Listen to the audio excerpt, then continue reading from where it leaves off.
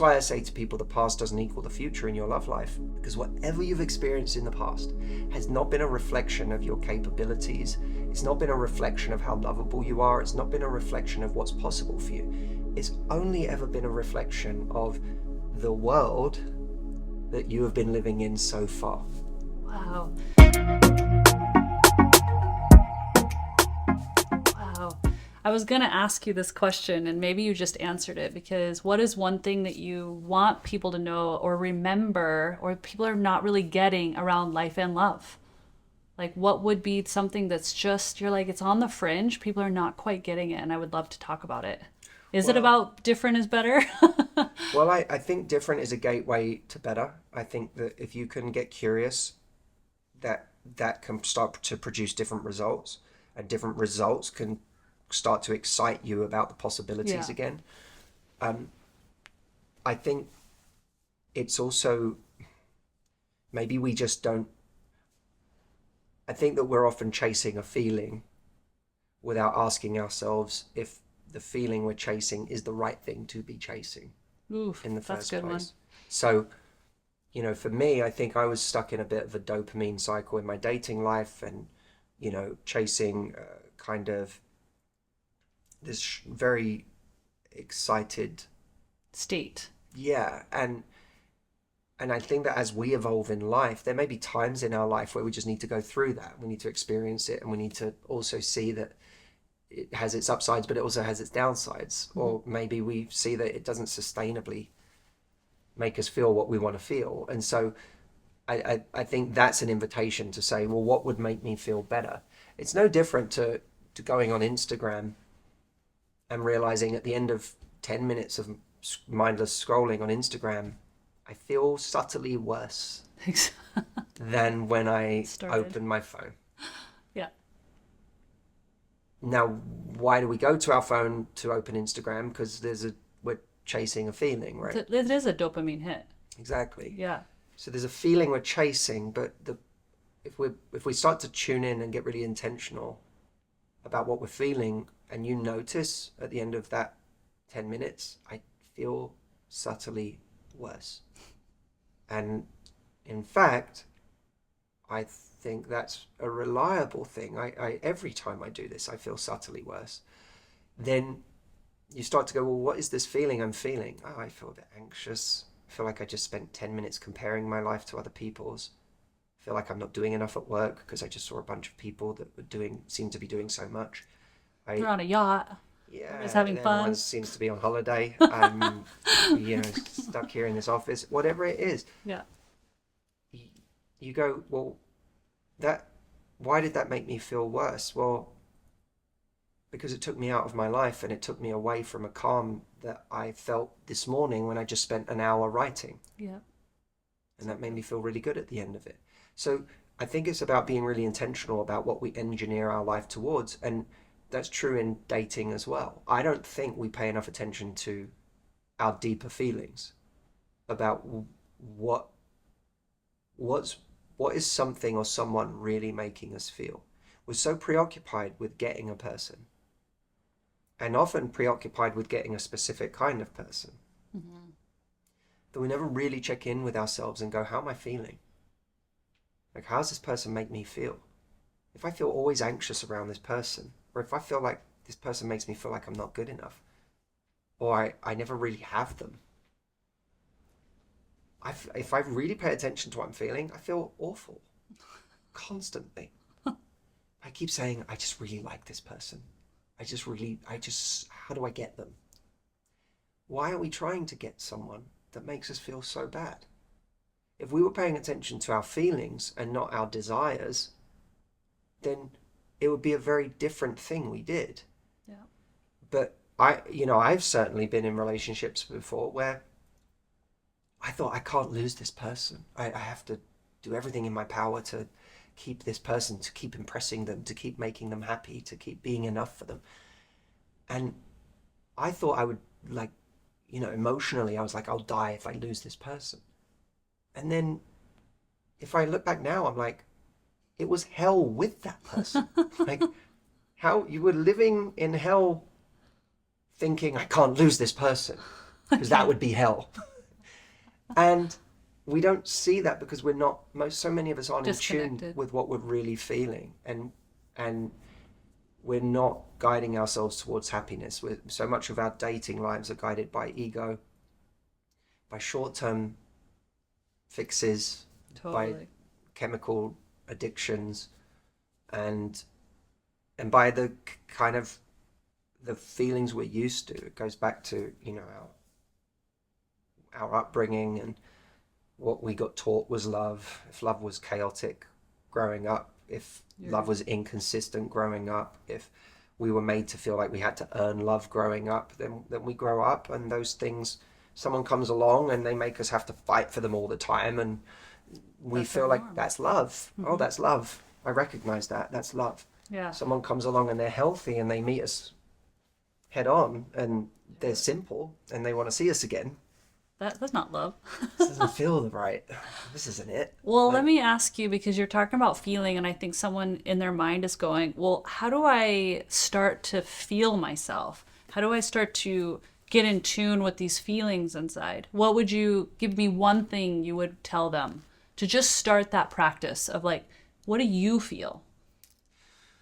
Well, I think it's just firstly just paying attention to what are my actual needs, and what fundamental need is not being met in this relationship.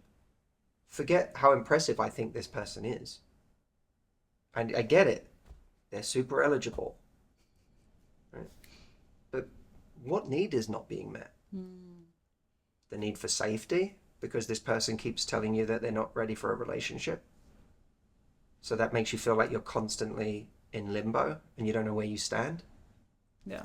The need for being seen, because this person doesn't seem to ever actually spend any time knowing you. They just want you to live in service of them and their life, and you don't feel like they actually connect with you or even really see you. The need for a teammate, because this person never makes you their teammate. They make decisions they want to make. You're the water boy. Yeah, they're just like, they come back and they're like, yeah, I made this decision with our finances, or I made this decision with our life. We're doing this, we're moving here, this is that. And you don't get a say because this person doesn't see you as a teammate. What need is missing for you? Yeah. And how does that really make you feel? What does that feel like consistently? And realizing that it's not, you can't continue to exist in a place where you're giving and worrying about someone else's needs, Right. and they have no regard for yours. And that you, in order to be happy, you're going to have to start paying attention to your needs. Right. You're going to have to start taking care of yourself properly, because that's what most of us never learned how to do. We never learned to successfully protect ourselves.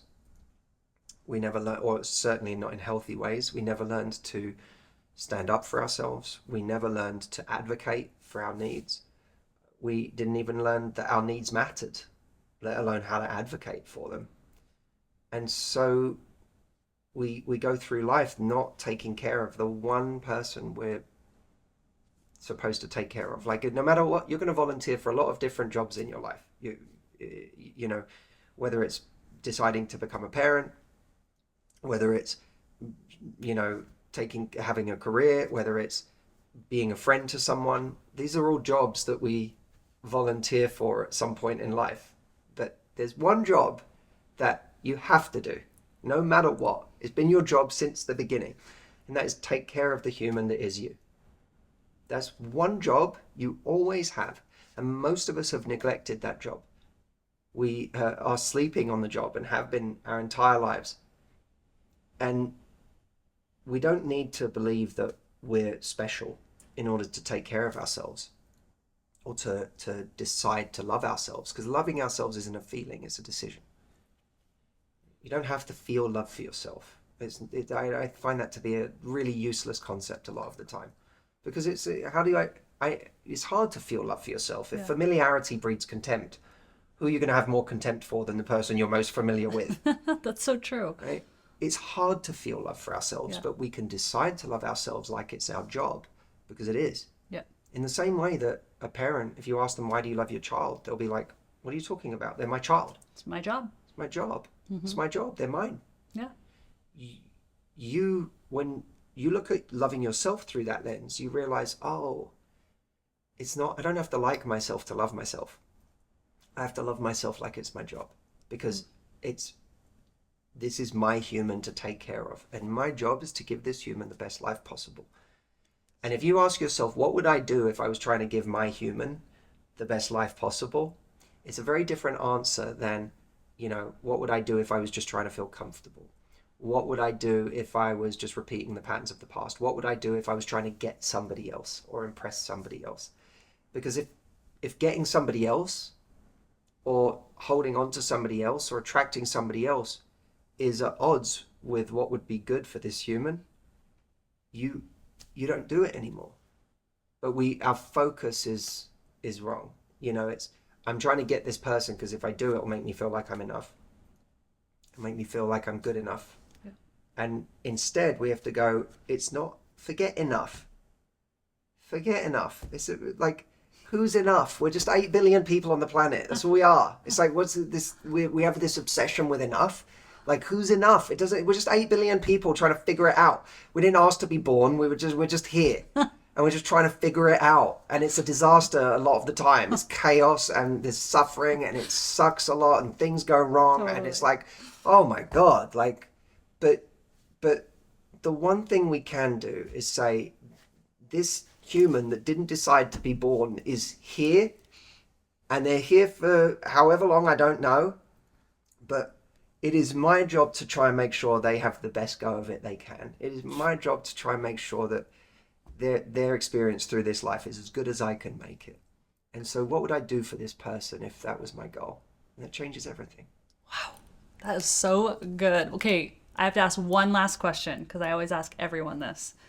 You dropped massive nuggets, by the way. So good. Thank you. And I'm very excited about this book coming out. It's going to be game-changing, I think, for a lot of people. And I know you know that. You've been working on it a long time, and there's a purpose in that. And delivering a book, I understand that. It's about service, for sure. If people really understood, it's really more about service than anything else. But let's just imagine it's your last day on this planet.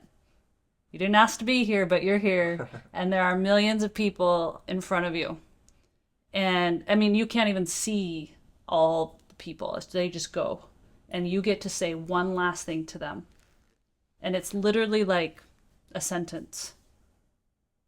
What would you say? I'd say stop judging yourself based on something you did or didn't do in the past. Just focus on the magic that you can create from this moment on. So good. So good. Very powerful.